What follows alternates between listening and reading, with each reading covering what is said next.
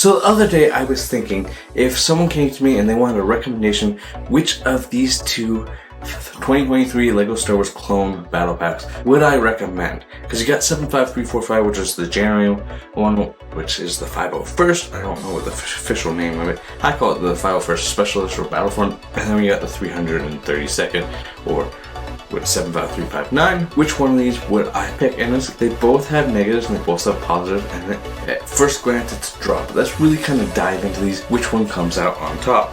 And then we got the January 1st battle pack coming out very shortly. Some people already have them in hand, so stay tuned for that. I might be getting one early. Let's get into what makes these two battle packs. Let's put these two battle packs head to head.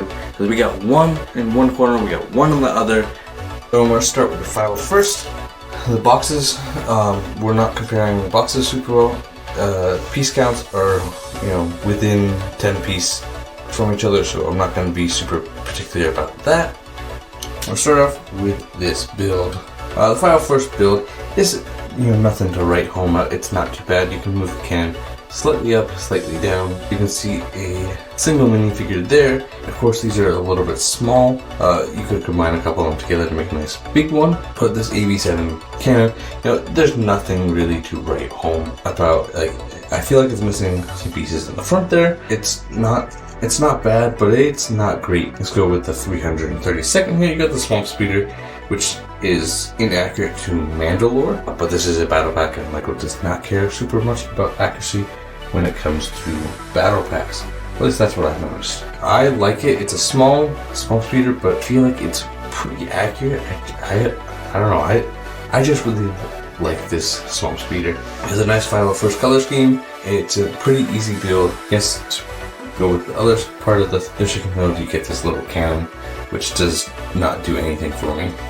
But if I have to pick for build wise, I'm going with the 332nd, giving it 8 out of 10, and the build for the 501st gets a 6 out of 10, being the clear winner there. Here we have the 501st. These are the minifigures you get in that battle pack. You get 2 heavies, you get a specialist or sniper, and then you get an officer. Now overall, I really like these minifigures. I think they look really good. They're well done and printed. Some people are bothered by the heavies helmets. I think that they're fine. They're not super.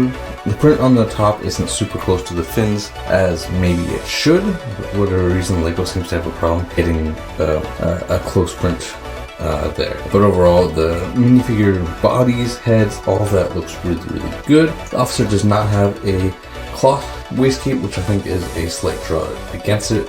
And the printed on waistcape just does not look good. It's 2 straight lines. Versus if you look at a snowtrooper, their waistcapes were done really well with a lot of care. And the clones just haven't been, but that's a video for another day. And you can kind of mix and match these guys. Another gripe kind of against these minifigures is they're not super army buildable. You wouldn't have a ton of these in your army if you are going for accuracy here, but that doesn't mean that they aren't good. They really do accent the old 501st. If you got a bunch of those, adding a few of these is pretty nice. After a couple point deductions, I'm going to give them about an 8 out of 10. I really, really like these guys. There's a couple things that go against them, like not being army buildable and the cloth piece, but for me, they're an 8 out of 10. Oops. Okay, here we have the 332nd. And where do we even start with you guys? You got Captain Vaughn. He definitely makes this not super army buildable, although you can just take off his visor. He looks pretty much like a regular 332nd, so you got that going for him.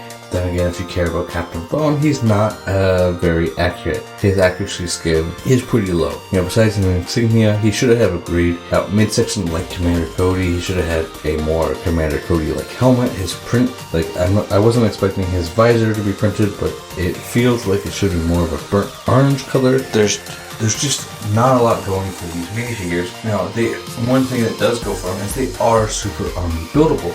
You can collect, 10, 20, 50 of these sets, and you have a great little army of the 332nd. The downside is their helmets don't look the best, and that's not even getting into the helmet holes. I don't care about that.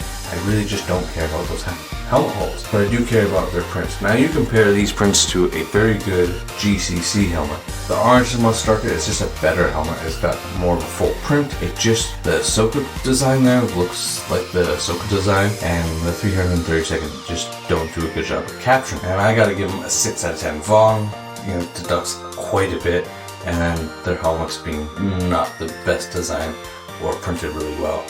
Even the old 332nd helmet I don't particularly like either.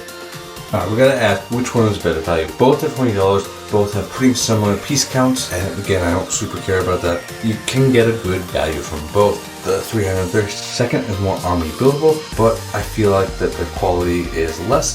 They do have a really good build, so they've got that going for that set. Where the minifigures are a little bit better for me on the 75345 501st, and you do get that new molded macro binocular in the 501st as well. And I gotta give a better value. I'll give it 8 out of 10 for value to the 501st, and I'll give a 7 out of 10 for the 332nd. Very close. Again, both of them are great sets for that clone collector in your life, but both are really great sets. Thank you so much for watching to the end. You can show your support by smashing that like button, subscribing, and joining our little community here. Other ways are you can donate to Buy Me a Coffee, help support me as a struggling creator, and you can use the Amazon link to purchase anything on Amazon. I earn a little bit of a kickback, and it helps grow this channel. And I've got both of these reviews up for you right up next.